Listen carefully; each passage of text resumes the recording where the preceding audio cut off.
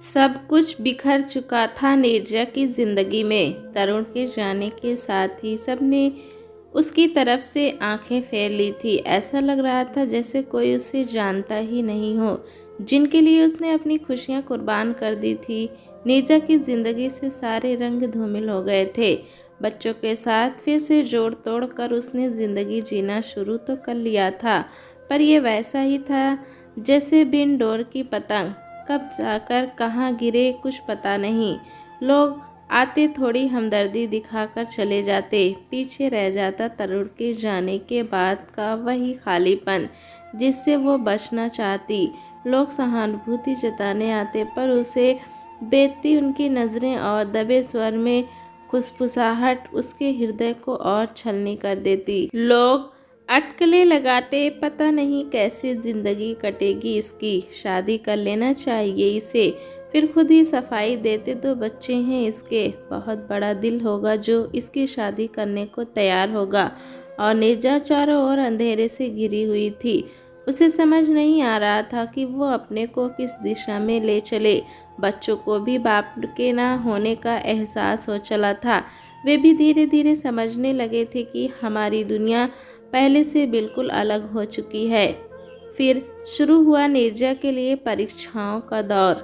तीन तीन लोगों के जीवन की व्यवस्था करना किसी के बूते की बात नहीं थी।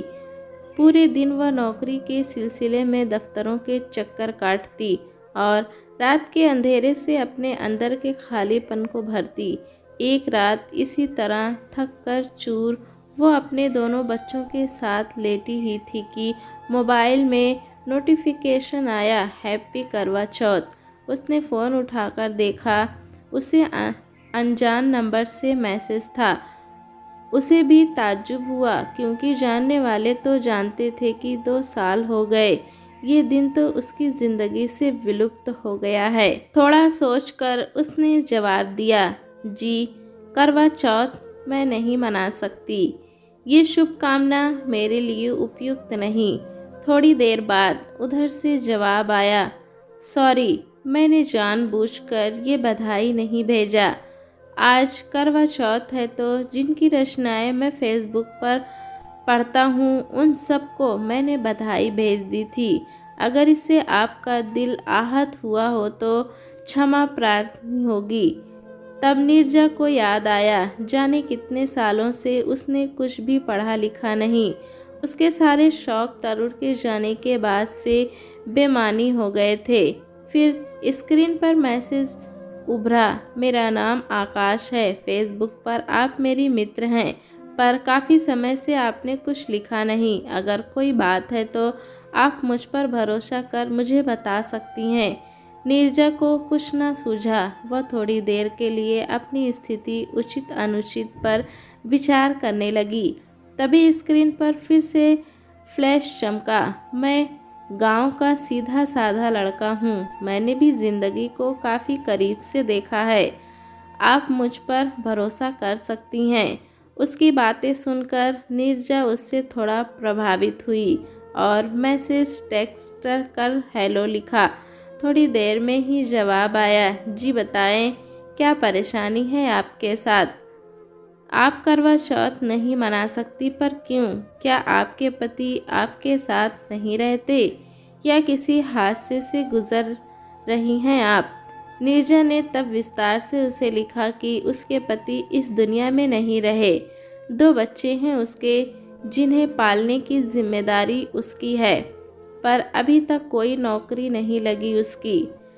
परिवार के लोगों से मदद मांगने में संकोच होता है। समझ नहीं आ रहा क्या करूं। तुरंत ही जवाब आया, आप चिंता ना करें, आप मुझे अपना मित्र समझिए। मैं कुछ कोशिश करता हूं आपके लिए। शुभ रात्रि। काफ़ी दिनों बाद किसी से बात कर वह खुद को हल्का महसूस करने लगी और बच्चों को अपने आगोश में लेकर सो गई। बात फिर आई गई हो गई। 2-4 दिनों तक कोई मैसेज नहीं आया। नीरजा ने भी सोचा कि जहाँ घर वाले मदद करने से कतराते हैं, वहाँ किसी अपरिचित से मदद की क्या उम्मीद की जा सकती है। तभी एक रात जब वह बच्चों को सुलाकर सोने की तैयारी कर रही थी कि मोबाइल स्क्रीन पर फिर नोटिफिकेशन की आवाज़ आई। आकाश का मैसेज था, कृपया आप रिज्यूम मुझे भेजें। मैंने एक कंपनी में बात की है, उन्होंने बायोडाटा मांगा है आपका। उसने जो रिज्यूम बनाकर रखा था उसे आकाश को भेज दिया। आज काफ़ी दिनों के बाद उसे थोड़ी तसल्ली महसूस हुई। मन के किसी कोने में जीवन जीने का हौसला लगा। 2 दिनों के बाद उसने देखा कि उसके ईमेल एड्रेस पर इंटरव्यू की तारीख और समय भेज दिया गया है। निर्धारित दिन नीरजा तैयार होकर ईमेल पर दिए पते पर पहुंची।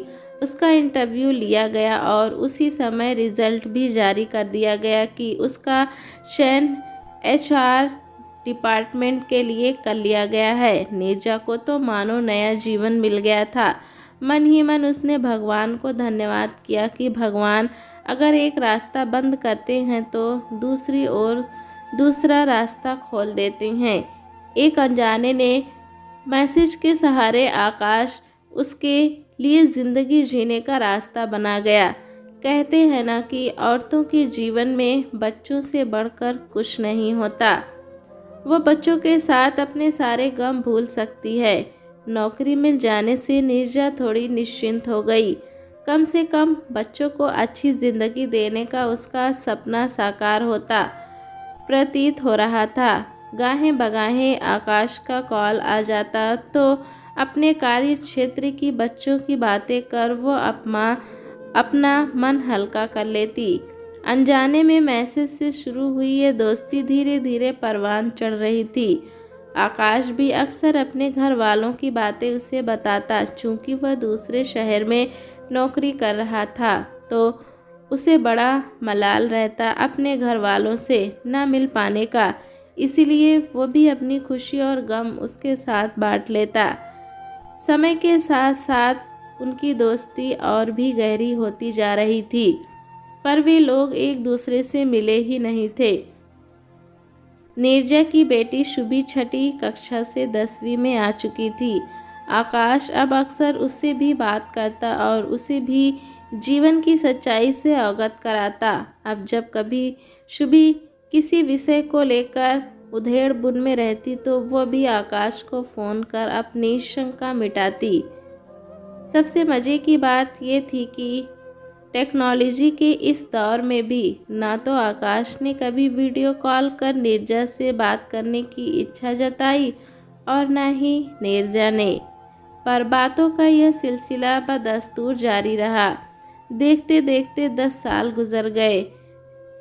शुभी इंजीनियर बन एक मल्टीनेशनल कंपनी में नौकरी करने लगी। उसी कंपनी में कार्यरत वहां के जनरल मैनेजर मिस्टर माथुर ने अपने इकलौते बेटे के लिए शुभी को पसंद कर लिया। वे नीरजा के पास प्रस्ताव लेकर गए और नीरजा उसे तो ऐसा लग रहा था जैसे बरसों की तपस्या फलीभूत हुई हो। उसने तुरंत फ़ोन कर आकाश को बताया और कहा, मैं आपसे कभी मिली नहीं, पर आप मेरे लिए ढाल बनकर खड़े रहे। मुझे आपसे हमेशा मानसिक संबल मिलता रहा। मैं बस इतना ही कहूँगी कि शुभी भी अभिभावक के रूप में आपकी ही छवि अपने मन में बनाए ही है। अगर आप उसकी शादी में आ सके तो हमारे लिए इससे बढ़कर खुशी की कोई दूसरी नहीं होगी। आकाश ने आने का आश्वासन तो दिया, पर साथ ही ये भी कहा कि अगर मैं नहीं भी आया तब भी मेरा आशीर्वाद हमेशा उस पर बना रहेगा। वो मेरी बेटी जैसी नहीं बल्कि बेटी ही है। शुभी की शादी के नियत दिन नीरजा सुबह से ही काम में लगी हुई थी कि किसी ने उसे आकर बताया, बाहर एक मेहमान आए हुए हैं और आपको पूछ रहे हैं। नीरजा जैसे ही बाहर आई उसके दिल ने एक झटके में आकाश को पहचान लिया। उसकी आंखें भर आई और वो हाथ जोड़ बोली, लोग कहते हैं कि इस आभासी दुनिया में अच्छे लोगों का मिलना मुश्किल है, पर जिंदगी के कठिन समय में आपने मानसिक रूप से जिस तरह मेरी मदद की, ये मिसाल है हर उन लोगों के लिए जो दूसरे के जीवन में धोखे से शामिल हो। उसकी ज़िंदगी तबाह बर्बाद कर देते हैं। कौन कहता है कि रिश्ते सिर्फ खून के ही होते हैं? अगर मन पवित्र हो तो रिश्ते किसी भी तरह निभाए जाते हैं।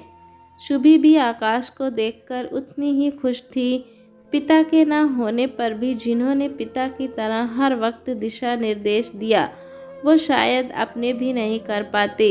एक आभासी दुनिया से जुड़कर भी सच्चा मित्र होने के दायित्व का निर्वहन किया उसने। आज वहाँ मौजूद सभी लोग इस रिश्ते को सराह रहे थे। सबकी जुबान पर एक ही बात थी, रिश्तों की सच्ची परिभाषा ही यही है। दोस्तों, कहानी कैसी लगी हमें कमेंट में ज़रूर बताएं। चैनल पे नए हैं तो एक लाइक और सब्सक्राइब करना ना भूलें।